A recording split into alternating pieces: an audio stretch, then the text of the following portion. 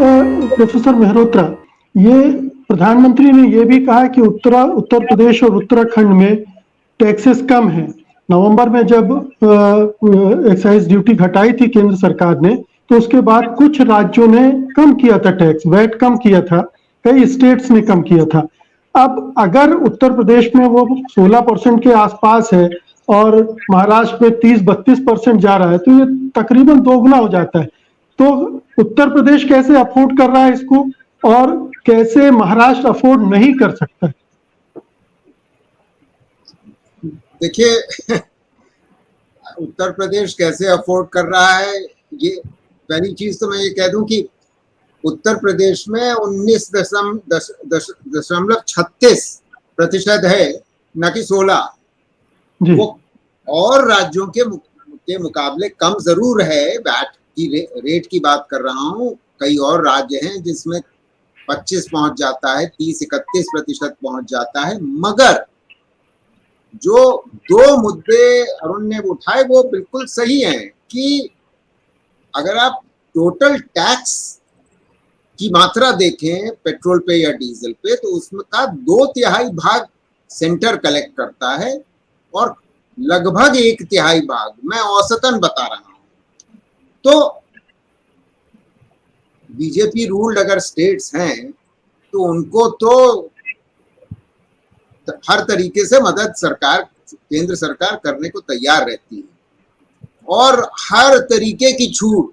क्योंकि यूपी सरकार की ये भी तो देख लीजिए कि उन्होंने अपना फिस्कल डेफिसिट कितना से कितना पहुंचा दिया 5 साल के अंदर।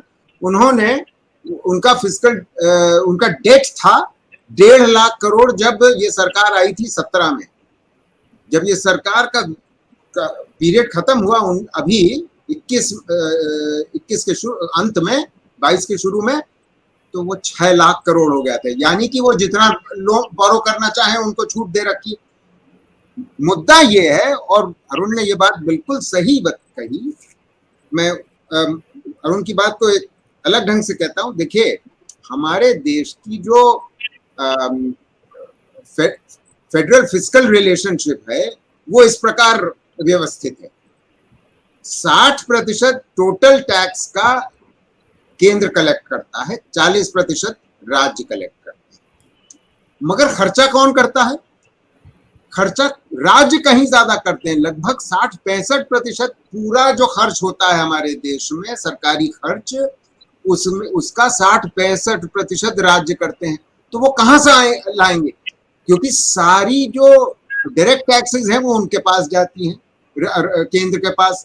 इनडायरेक्ट टैक्स का भी, जीएसटी का कलेक्शन अब केंद्रित हो गया है, हालांकि उसका राज्य को आता है।